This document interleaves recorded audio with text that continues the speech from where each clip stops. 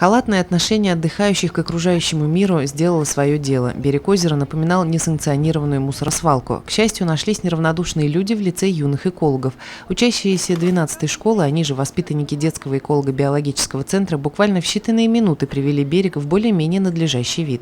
Ребята собрали бытовые отходы, пластиковые и стеклянные бутылки, окурки, полиэтиленовые мешки и много разного хлама.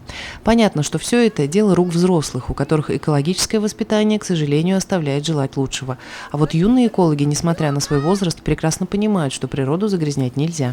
Сейчас мы собирали мусор, потому что много людей тут его бросают. И от этого природа становится грязная и очень грязная.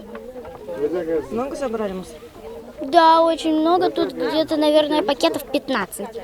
Сейчас мы собирали мусор. Мы набрали очень много мусора разного.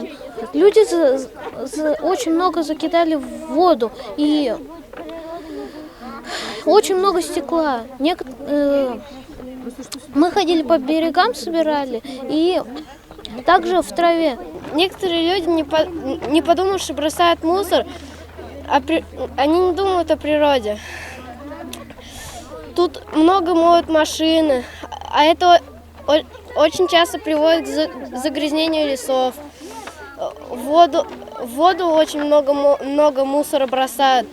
Впереди лето. Любимым местом отдыха большинства горожан остаются берега водоемов. И появление здесь мусора, увы, не избежать. Все же хочется надеяться, что живописная природа останется в своем первозданном виде. Алина Полянская, Айгуль Хамитова, Радмир Исенгулов, Гульгина Раскильдина, телекомпания СТВ.